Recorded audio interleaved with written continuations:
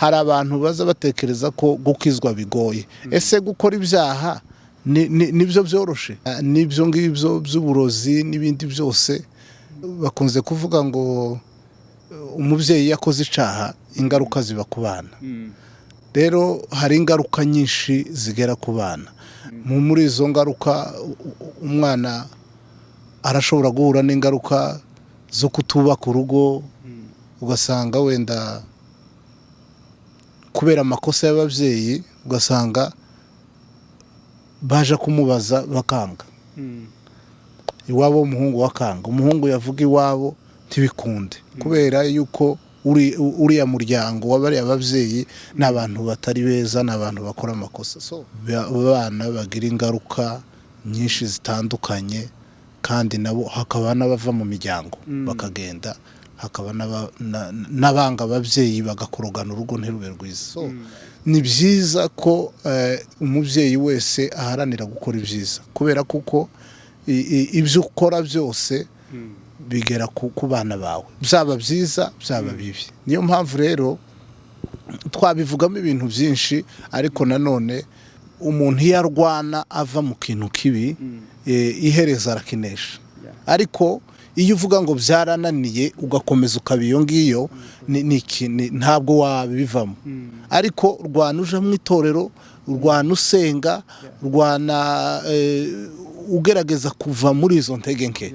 Ariko kubigumamo ntabwo ari wo muti, ahubwo umuti itabira amateraniro, reka inshuti mbi, reka aho waruhugiye, aho uja wenyine ukahava ukegera abandi mugaterana. Hari amateraniro, nubwo ntabwo umuntu akizwa umunsi umwe ngo ahita areka ibyaha byose, ariko umuntu agenda akizwa umunsi ku wundi. Nakijya cakubase hari umunsi umwe uzashiduka wakivuyemo. Ni ukuvuga ko hakiri icyizere kinini cyane, kinini cyane, kuko abantu bashobora kuva mu byababase barakizwa. Hariho n'abavuga butumwa benshi dufite bakoze ibyaha bikomeye. Njewe nta byaha nagenda kwiba bakagukubita cyangwa bakagufunga imyaka 5, cyangwa ukanywa ibiyobyabwenge hanze bakagufunga nibyo byoroshe. Ariko gusenga ni ubuzima bwiza, ubana n'abantu neza, ukabana n'Imana. Dr. Sam.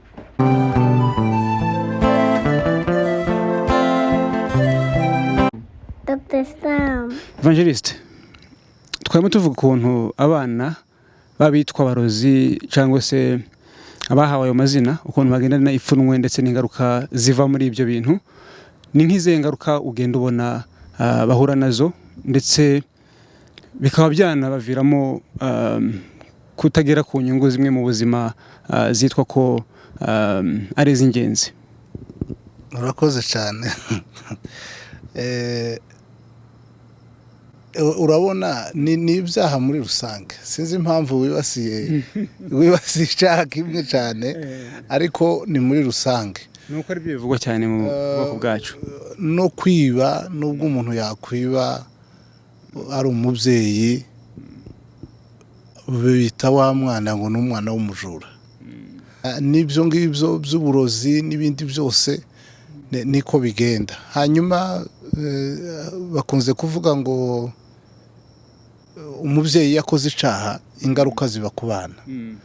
Rero hari ingaruka nyinshi zigera ku bana. Muri izo ngaruka umwana arashobora guhura n'ingaruka zo kutubaka urugo, ugasanga wenda kubera amakosa y'ababyeyi ugasanga baje kumubaza bakanga.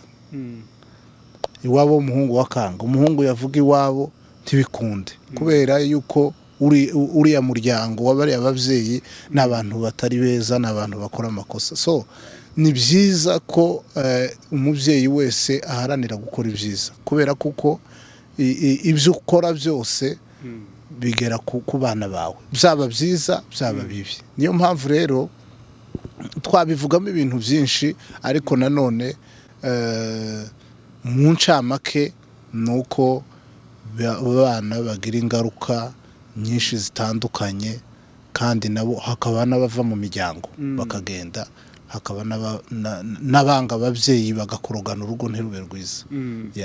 dukunze kumva ngo hari abarozi bakoresha abana babo, ibyo bintu bibaho? Gukoresha umwana wawe, ndetse ngo hari n'abaroga abana babo gutyo umwana wibyariye ukamuroga, ndetse abandi bagakoresha abana babo. Ibyo bintu byababaje cyane, biteye agahinda, bibaho? Naje nta makuru nza numva naje nza mbyumva nkumva nyine kuko babivuga, ariko birashoboka. Ese bakoreshwa, baba bazi ko bari gukoreshwa n'ababyeyi babo? Abo bana se abo bana ndabizi uko baroga, bakora ibintu batazi ko bari kubikora, bari kubikoreshwa nako, bakora ibintu batazi ko bari kubikoreshwa. Urumva niba ari umwana wo gukoreshwa ibyo ngibyo, ubwo nawe abakora ibyo umubyeyi akora, bose baba bakorana, baba babizi. Niko mbitekereza. Hano muri Amerika hari ababyeyi badakunze kujya mu masengero, cyane cyane tuvuge abapapa ku cyumweru ugasanga ntaterana, ndetse ahubwo akababuza n'umugore we wije gusenga, nyaboneka guma ahangaha. Biriya bintu ababyeyi si abanyamurenge gusa, n'abandi bari kudukurikira kano kanya, kubuza urugo rwawe guterana kwera, kuja ku rusengero buri cyumweru, bigira iyihe ngaruka mu iterambere ry'umuryango nka famiye? Bazahura n'ibibazo bikomeye. Iki gihugu urakizi, umuntu yadasenga, umubyeyi w'umumama yadasenga, umugabo yadasenga, hariho ingaruka nyinshi. Abenshi baratandukana, abenshi abana barabananira, kuko kino gihugu nasanze ari igihugu cyo kureresha abana ijambo ry'Imana. Umubyeyi rero adasenga, ataja no mu materaniro n'abana ngo baterane, ni ibibazo bikomeye cyane. Ngira ngo ugenda ubibona kino gihugu c'abazungu, amasengero, insengero nyinshi zarashize, zirimo abasaza, abantu batoya ntawe ushobora kubona.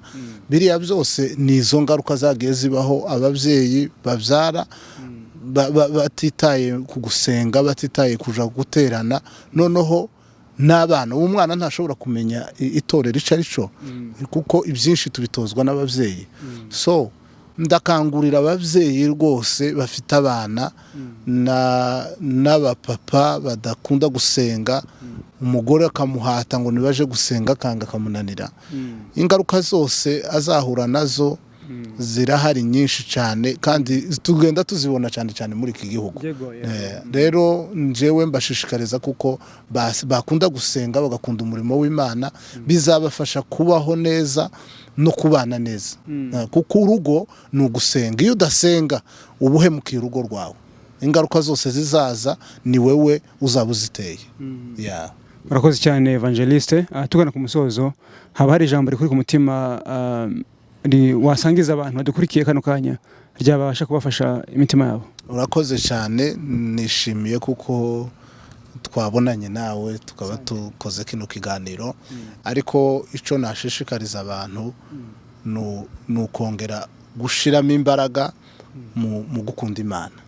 Nubwo isi imeze gukimeze, nubwo abantu bibagiwe kuko tuzava mu mubiri, nubwo abantu birengagiza kuko hariho ubwami bw'Imana tuzajamo, ariko ndabashishikariza cyane gukunda Imana no gusenga, kuko ejo n'ejo bundi uyu mubiri tuzawuvamo, kandi tuzaja mu ijuru ry'Imana yadutegurije aho tuzaja kuba. Ndashishikariza abantu rero gusenga, gukunda Imana, abantu bose, nico cifuzo canje, niwo murimo nkora, shishikariza abantu gukunda Imana. No mu nyigisho zanje nyinshi mbwira abantu hejuru yo gukunda Imana no kureka ibyaha, kugira ngo tubashe kubaho mu buzima bwiza. Erega ubuzima bw'ibyaha n'ubuzima bubi cyane. Ikindi, hari abantu baza batekereza ko gukizwa bigoye. Ese gukora ibyaha nibyo byoroshe? Kwiba bakagukubita cyangwa bakagufunga imyaka 5, cyangwa ukanywa ibiyobyabwenge hanze bakagufunga, nibyo byoroshe? Ariko gusenga ni ubuzima bwiza, ubana n'abantu neza, ukabana n'Imana neza. Biragoye cyane kuva mu byaha, biragoye cyane. Umurozi yifuza gukomeza kuroga, umusinzi yifuza gukomeza kunywa inzoga, umusambanyi yifuza gukomeza gusambana, kureka ibyaha. Umunywi w'itabi, urabizi ukuntu tobacco na nicotine bituma umuntu aba addicted. Buri cyaha cyose kigira tubyite se uburyohe cyangwa se akantu kagukururira kugikora. bazabyitwaramo mute? Niye nama wabagira kugira ngo bazabashe kunesha ibyo bigeragezo bahura nabyo? Inama nabagira nuko umuntu iyo arwana ava mu kintu kibi ihereza arakinesha. Ariko iyo uvuga ngo byarananiye ugakomeza ukaba iyo ngiyo ntabwo wabivamo. Ariko rwana uja mu itorero, rwana usenga, rwana ugerageza kuva muri izo ntege nke. Ariko kubigumamo ntabwo ari wo muti, ahubwo umuti itabira amateraniro, reka inshuti mbi, reka aho waruhugiye, aho uja wenyine ukahava ukegera abandi mugaterana. Hari amateraniro nubwo ntabwo umuntu akizwa umunsi umwe ngo ahita areka ibyaha byose, ariko umuntu agenda akizwa umunsi ku wundi. Nakijya cakubase hari umunsi umwe uzashiduka wakivuyemo. Ni ukuvuga ko hakiri icyizere kinini cyane kuko abantu bashobora kuva mu byababase barakizwa. Hariho n'abavuga butumwa benshi dufite bakoze ibyaha bikomeye. Jewe nta byaha nagendeyemo, na Paulo muri Bibiliya murabizi. Ariko umuntu arashobora kuva muri ibyo ngibyo akongera akaba umukozi w'Imana mwiza cyane. Rero abantu be kwiheba, be kwiciraho iteka. Imana irahari, utera intambwe imwe gusa, Imana nayo iratera 99 kwegera kugira ngo tugeze ku musozo w'ikiganiro cyacu. Ndagushimiye wowe wankurikiye. Imana iguha umugisha, kandi ubu butumwa ubugeze ku bantu benshi cyane bashoboka. Nimba udafite ibipapuro bikwemera gutura muri Amerika, tuganire, mbe nakugira inama cyangwa se nagushakira amakuru yizewe direct bitewe na case waba ufite. Dufasha abantu gushaka ibyangombwa by'akazi, abantu baciye muri Mexique, abantu basabye asylum, abantu baje ku maviza, tubafasha gushaka ibyangombwa by'akazi ndetse na green card. Dufasha impunzi kuba abanyamerika, dufasha mu by'ukuri ibibazo byose bya immigration muri rusange ntabivuze mu izina, tubasha kubifashamo abantu. Ndagushishikariza kunyandikira cyangwa se kumpamagara kuri nimero ya telefone guteranya 180 6 4 4 3 1 0 6 4. Iri ndetse no ku masikrini yanyu ndayishyira hano kuri televiziyo cyangwa se kuri telefone uri kundeberamo. Ariko uri muri Amerika ushaka ntago wabanza please wayikuraho. Nkuko bisanzwe rero ndabakunda cyane, naho ubutaha ibiganiro byacu nakagaruka. Kora subscribe kugira ngo ikiganiro cy'ubutaha ntukagicikwe. Ndabashimiye cyane, mugire umunsi mwiza cyangwa se ijoro ryiza bitewe naho uri. Dr. Sam.